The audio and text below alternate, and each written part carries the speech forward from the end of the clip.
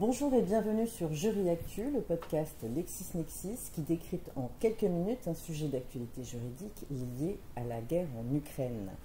Et aujourd'hui, nous allons parler de l'impact des sanctions internationales sur les investissements avec Arnaud de Nanteuil, professeur à l'université Paris-Est Créteil.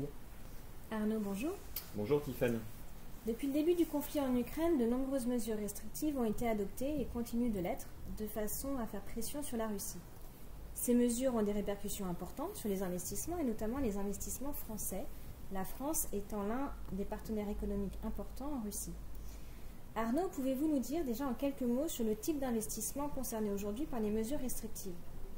Oui, alors l'investissement français en Russie, je dirais, se fait essentiellement ou s'est fait essentiellement sous deux formes, pour le dire vite, soit sous la forme d'une présence physique, par l'ouverture par une entreprise française d'un établissement, d'une succursale, voire d'une usine, d'un bureau en Russie, donc une présence sur le territoire russe, soit sous forme d'investissement financier, c'est-à-dire par la prise de participation au capital d'une société de droit russe ou l'association avec une société de droit russe, et donc sans présence physique. Et concernant les atteintes plus particulièrement, en quoi les sanctions ou les mesures restrictives peuvent porter atteinte à ces investissements justement ? Alors, je dirais, là aussi, pour aller vite et être le plus simple possible, que je vois quatre types d'impact.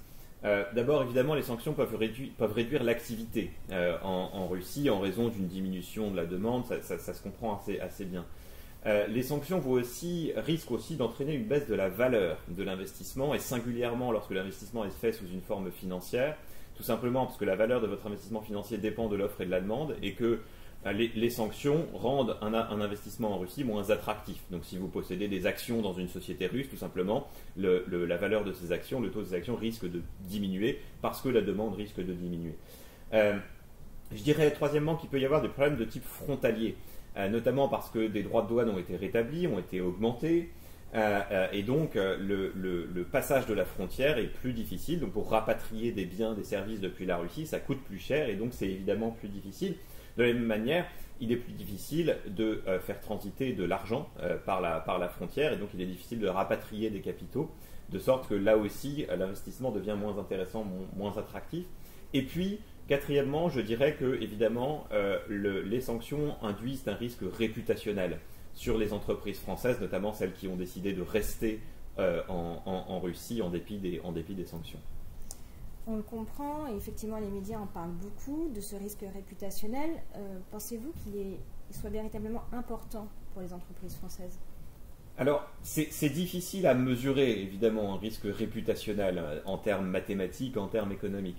Le risque réputationnel, il existe, parce qu'on voit bien que les entreprises qui ont décidé de rester font l'objet de campagnes de communication négative de la part de la société civile. On voit bien qu'elles ont à répondre de leurs décisions aussi devant les représentants du peuple français à l'Assemblée nationale, notamment. Donc oui, ça peut affecter évidemment l'attractivité des produits et donc forcément avoir un impact sur les consommateurs. Ensuite, je ne suis pas certain que le risque réputationnel perdure à long terme. Je dirais que c'est un risque de court terme qui risque d'infléchir légèrement la demande des produits et services de ces entreprises, mais je ne suis pas certain que dans plusieurs années on en parle encore et que donc il ait un impact réellement mesurable. Alors à côté de ces enjeux qui sont plus à court terme, est-ce qu'il y a d'autres risques ou d'autres enjeux justement à moyen et long terme ? Alors oui, je dirais notamment qu'au-delà des sanctions elles-mêmes, il y a le risque représenté par la réaction aux sanctions, notamment par la Russie, et en particulier le risque d'expropriation qui est brandi depuis quelques semaines par le Kremlin. C'est-à-dire, c'est quoi, se faire déposséder ? Alors c'est se faire déposséder, effectivement. Il faut savoir que les États ont toujours utilisé l'expropriation dans leurs relations avec les investissements étrangers.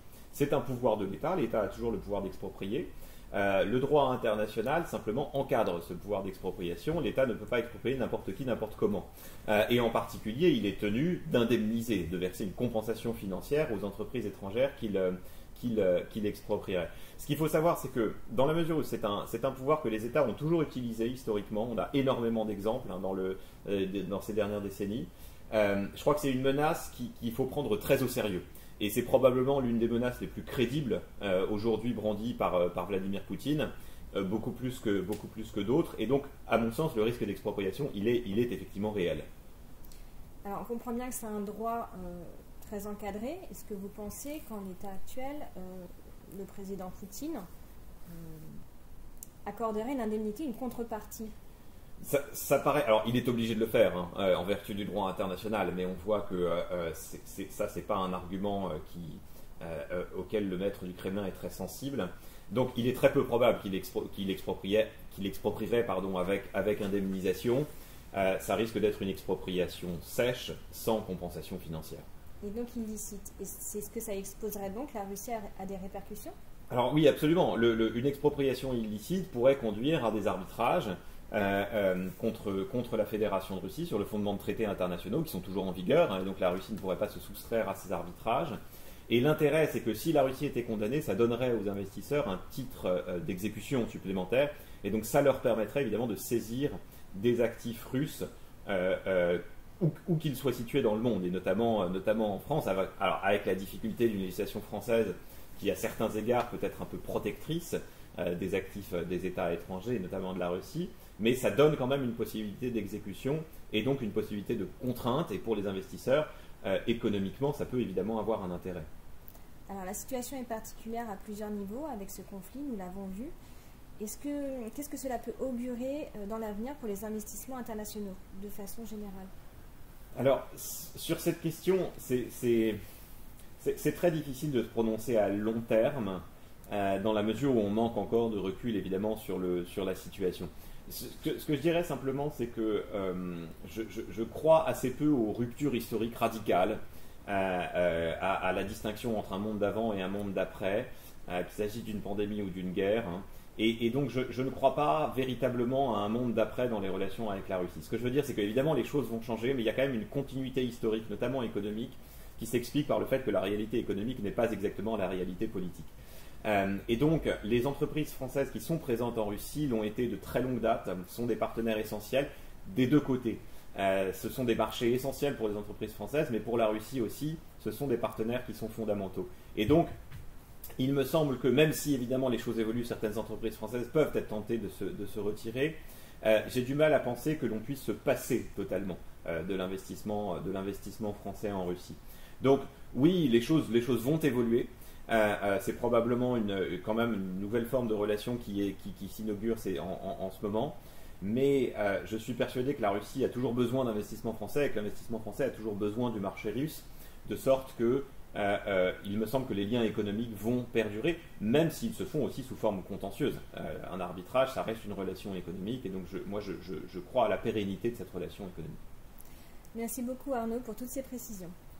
Rendez-vous la semaine prochaine pour un nouvel épisode Jury Actu.